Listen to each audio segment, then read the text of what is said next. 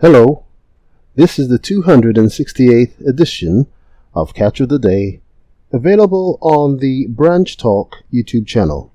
Today we're going to continue reading from a book written by Trent Wilde entitled The King of Crisis in the Seventh-day Adventist Church. Starting first paragraph, page 7. Had the actual findings of TOSC been reported, the vote in all probability would have been different. After all, a 10% shift in the vote would have changed the outcome. The final tally at the General Conference session in San Antonio was 977, 42%, in favor of flexibility in ordination to 1,381 against.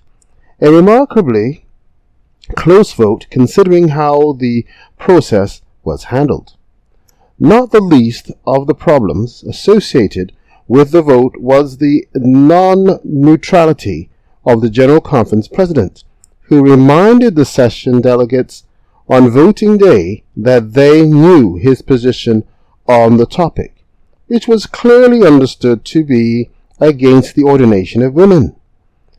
That non-neutrality was bad enough, but it was stated with the full knowledge that a significant majority of TOSC, a committee that he had organized to solve the problem, had concluded to recommend that divisions should have the right to ordain females if they chose to do so.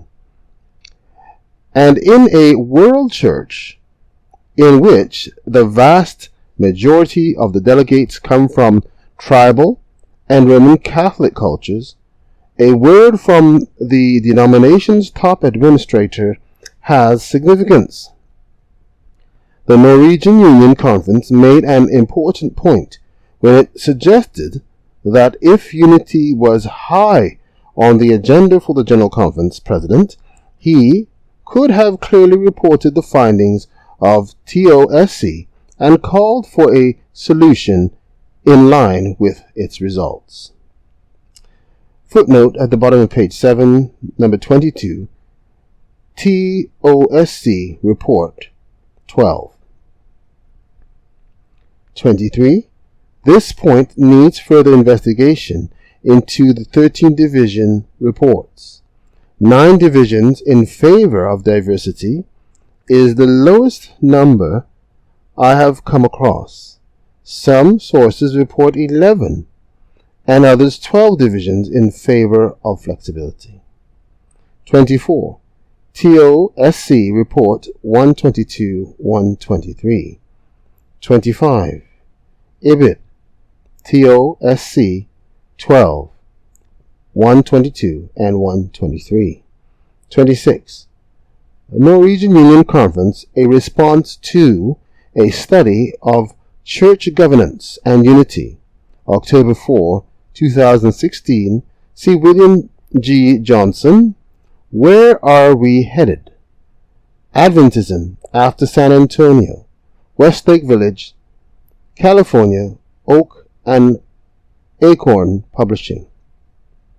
2017. 153 to 161 for a published version of the document. Page 8. William Johnson, retired editor of the Adventist Review, has pointed out that 2015 will go down in history as the most divisive General Conference session since 1888. And he is correct. What is interesting is that in both sessions, top people in the General Conference manipulated data. In the 1888 era, it was President G.I. Butler who Ellen White faulted for his desire to decide what information came to the delegates. One can only guess who decided to suppress and manipulate the reporting of the findings of TOSC in 2015. But the only possibility is a few people near the top of the General Conference structure. The significance of the manipulation and suppression of crucial data that had been produced at immense expense for the purpose of informing the Church has vast implications, especially since Ellen White, as we saw earlier, repeatedly claimed in the 1890s that she no longer held that the General Conference was the voice of God, because its decisions were really the decisions of a few men. That is exactly what we find in the events leading up to the vote in San Antonio. A few people decided what information went to the delegates. Even the General Conference's study of church governance and unity document pointed out that Ellen White was upset when 2 or 3 men tried to control the church's mission, or when nearly a half a dozen at the world headquarters sought to be a ruling and controlling power. The study document was correct in its use of that inspired material, but it was dead wrong when it claimed that what happened in the 1800s is a world away from the situation today. It was actually the same situation and dynamic, with a few people in their decision-making capacity controlling information and events.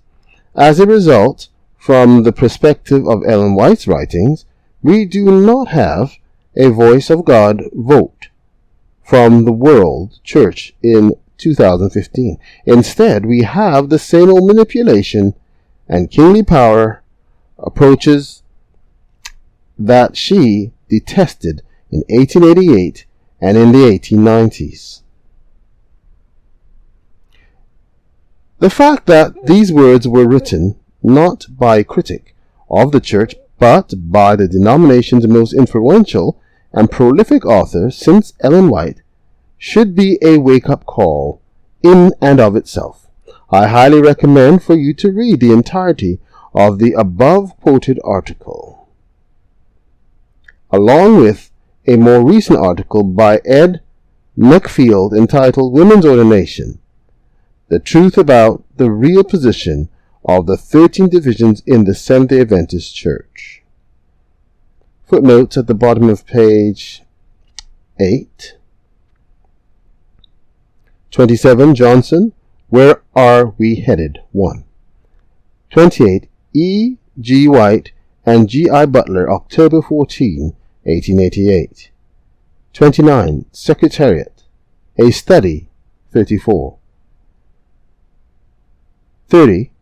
CFN 1, FNN 2, 21 to 29 mirror the FN N in the original article.